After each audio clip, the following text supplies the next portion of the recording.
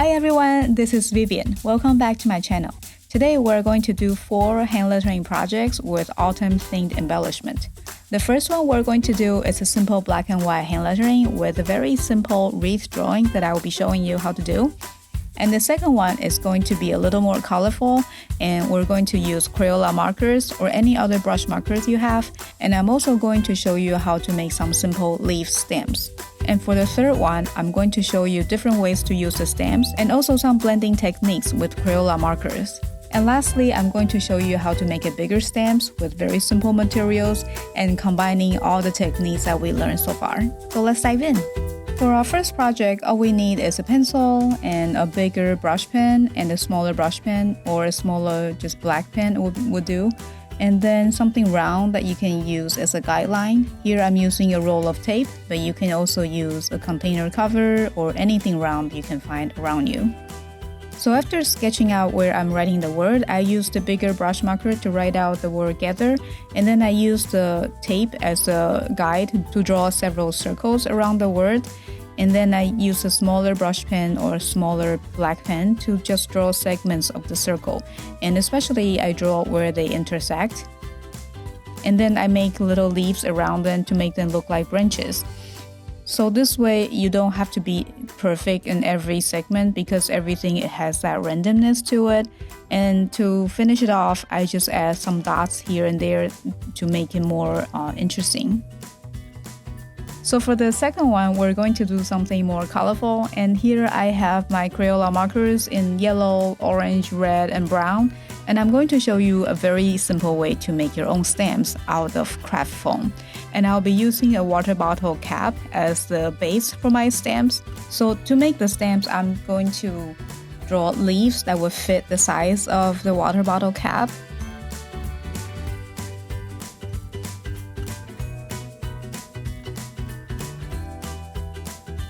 And then just cut it out and then stick it onto the water cap, and there you have stamps. So this time I'm using the brown color Crayola marker to write the word, and I've also drawn a circle around it so it gives me a guideline. And then again I use Crayola marker to color the stamps and then just fill in the circle with the stamps we made.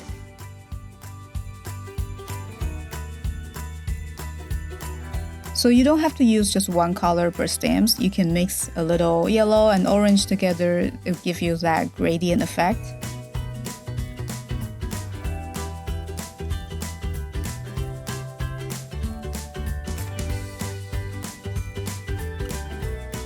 And then to finish it off, I use a black pen to draw the outline of the leaves and some details.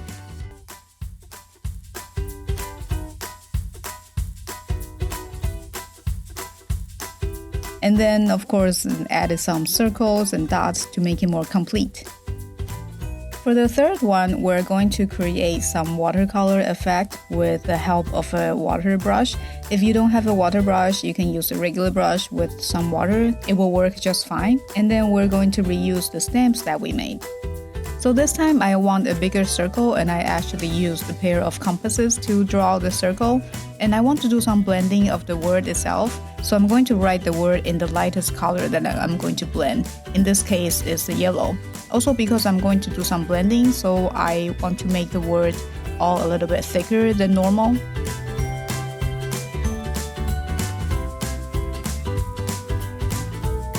So I'm going to use a water brush to apply the blending effect. If you don't have a water brush, you can definitely do the same thing with a regular brush and a cup of water. So what I do here is sampling a little bit of color from the Crayola marker and then apply it onto the writing I did.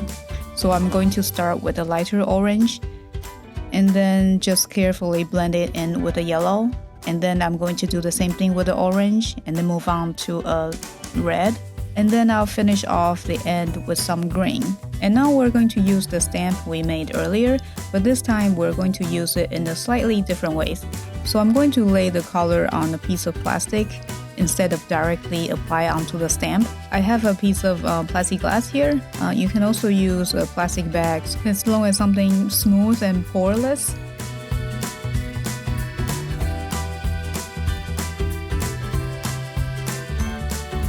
And then adding some water to the color you just lay down to use it almost like a watercolor.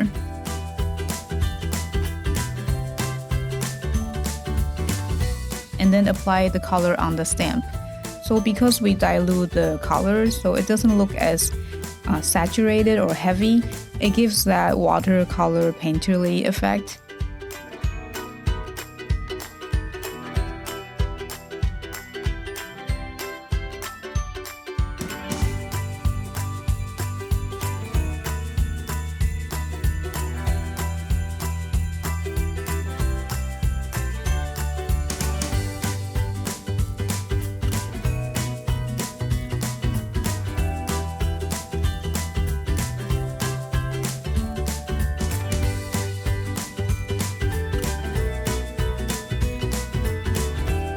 And here I'm going to use a black pen to draw in the details and the outlines of the leaves.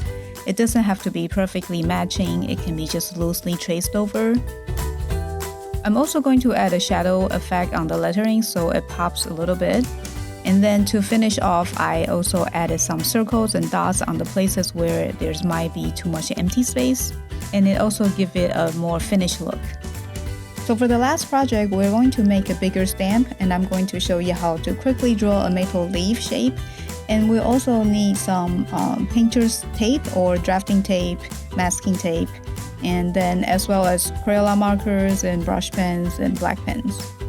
So we're going to quickly draw a maple leaf shape, and here's how we can do it. We start by drawing star keys that's kind of imperfect and unbalanced or unequal in the angles, and we add the triangle on each point of the stars except the bottom one, and we kind of connect them towards the center. Then we add on a little coarse teeth to every lobe, and that's how you get a nice maple leaf shape.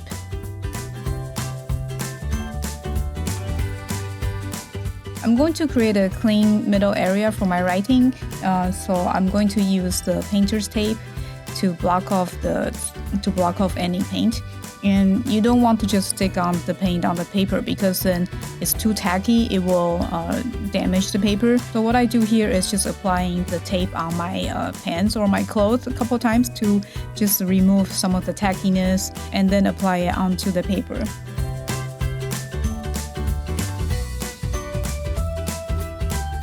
And then here I'm using a combination of just directly coloring the stamp with my Crayola markers and also adding some water with my brush to create that stamp effect.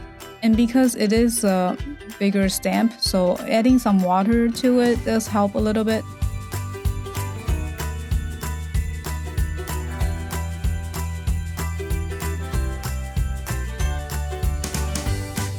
And then afterward, I remove the tape so I have a nice white border in the middle.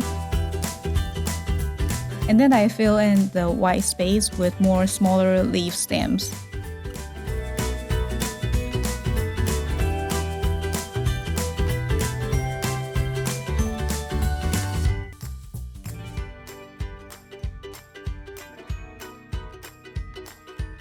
And then to finish off, I write the lettering in the middle and then add some details to the maple leaves. And you can decide how much detail you want to give to the leaves. It's totally up to you.